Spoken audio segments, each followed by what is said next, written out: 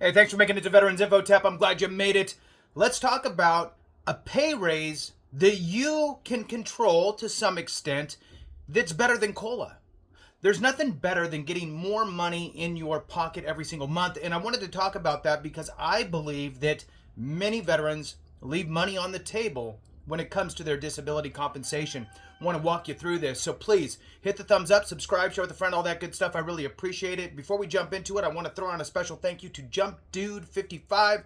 Jump Dude 55, thank you so much for your support. I truly appreciate it very much. Thank you, Jump Dude 55. All right, so when we're talking about increasing your disability compensation, that by far is better than any COLA that you're going to receive. I mean, a 10% jump really at any level is going to be bigger than what you would receive in a COLA. So just kind of framing it that way, first of all, this should be what we're focused on, what we should be thinking about. I'm going to talk about some of the hurdles and stuff, some of the things that might be roadblocks for us. And off the top of my head right now, the first thing that I think of is medical evidence that supports two things.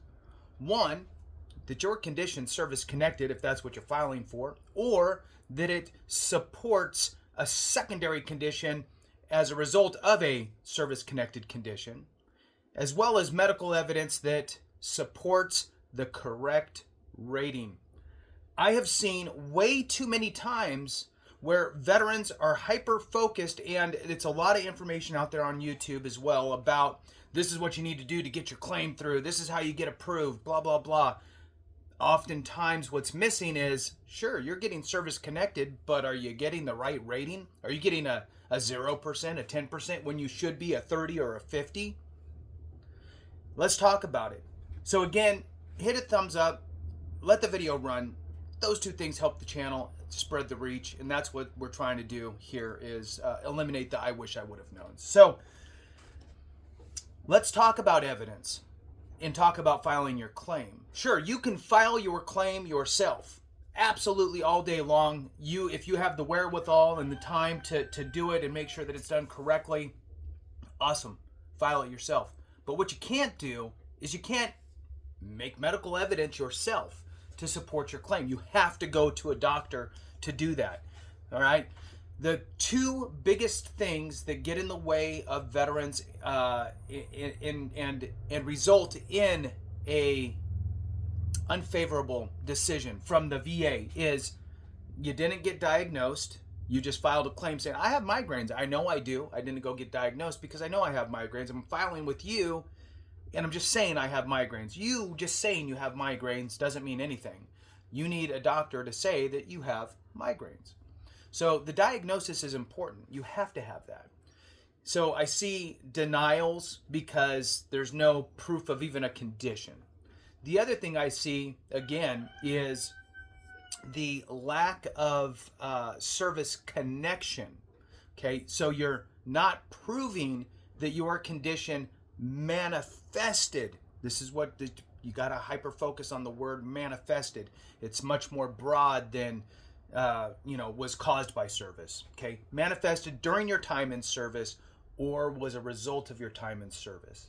Now, what I like to talk about here when it comes to getting it approved with the VA for service connection is time in service creates that window of opportunity. 2, the diagnosed condition is needed because you have to prove you have a condition. That condition must be chronic or have some sort of residual effects. It has to be ongoing.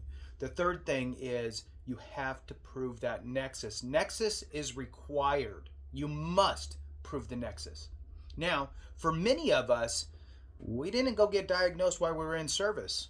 We waited 5, 10, 15, however many years till finally you went and got diagnosed. I love to use migraines as the example because we self-treat, right? You take a bunch of Motrin, you take aspirin, you deal with it, you move on. Finally, you go get diagnosed. So, with that in mind, now you have to prove that nexus, the link between your condition, in this case migraines, and your time in service.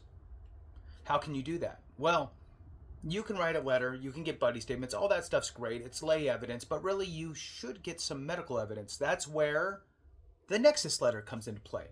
Now, if your doctor can't or won't or doesn't understand how to do it with all the VA's kind of legalese that they want in there, use AME, American Medical Experts. They're board certified doctors. They provide telehealth. They can help you. They understand VA claims, and they will write it in such a way to help you win your claim. Simple. Their information's in the description and in the comments, so utilize them for their free consultation, then make an informed decision on if it's right for you. Now, look, if your doctor will do it and you provide them the information that they need and you understand the rationale piece and really connecting the condition to your time in service, great. It's going to be cheaper for you. But at the end of the day, you need to be prepared, you need to provide evidence, and you need to treat this like $1 million deal because, quite frankly, it is. So, now you know what you need for that service-connected condition. That's only half the battle. The other half is making sure that you get the appropriate rating. Now, this is where I think a lot of vets, are really missing the ball. There's two things here, okay? One, you could have conditions that you need to file for that you maybe never filed for because you didn't think you could. So there's that piece. So you're service connected. Then there's the aspect of secondary conditions, right? My this condition now caused this condition. Your condition has to be service connected, and then any conditions that result from that or from its medication, you could potentially there get secondary connections, which is important because those add up. Now, looking at increases to your current rating. Now, there's two ways to kind of look at this. One is if you're filing a claim for the first time, do it the right way. Then you don't need to file for an increase because you're getting it right the first time. Now, if your condition gets worse as time goes by, well, then you can file for an increase, obviously. Now, other folks, you may have filed for a condition, let's say migraines for an example. Your migraines came back at 10%. You just went, okay, well, that's what I am. I'm 10% for migraines. Well, look, the rating schedule will really lay out for you in any condition that you have. The rating schedule will lay out for you the requirements for each rating, right? If you have this, you get a 10. If you have this and this, as far as signs and symptoms are concerned, you get a 30%. If you got this, this, and this, now you warrant a 50% rating, for example. So understanding what the rating schedule is looking for as far as your signs and symptoms and durations is an extremely important part of the process. Now, you can get that documented with your medical provider. You can get a DBQ, a disability questionnaire. The disability questionnaire for migraines, for example, isn't the neurological set of DBQs. You can pull it up. There'll be a section in there for migraines. And what you would do is you would have your doctor implement information from the VA's rating schedule for neurological conditions under the migraine section and diagnostic code, and put all that stuff in there and explain the situation in such a way to prove to the VA that you meet the criteria for that specific rating. Now, if you rate for a 50% rating, that your doctor should be putting all of that information in there according to the rating schedule. It makes it very easy for the VA rater to look at the DBQ, disability questionnaire, and go, okay, oh, wow, you meet all the criteria for the 50% rating. Then if they turned you down for some reason, it'd be pretty easy to do a higher level review, tell the higher level reviewer, hey, look, right here on the DBQ, it states that I meet all the criteria, right? It spells it out here. I should be at 50%. So it makes it a much easier process. Now, if your doctor can't, won't, doesn't understand how to do DBQs and pull in all the information from the rating schedule, and you can't bring them up to speed, utilize AME, American Medical Experts, board certified doctors that can provide you the evidence that you need to win your claim. Focus on you, focus on your conditions, either primary conditions as service connected or secondary conditions, and look at increases. All very, very important.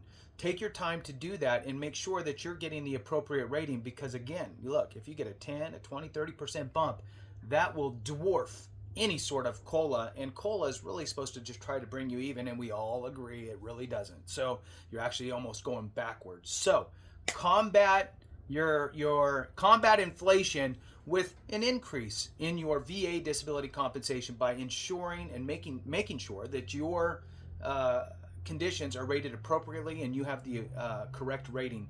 With that, thanks so much for watching. I appreciate you so very much. Have a great one, and remember, if we don't take care of each other, something went wrong.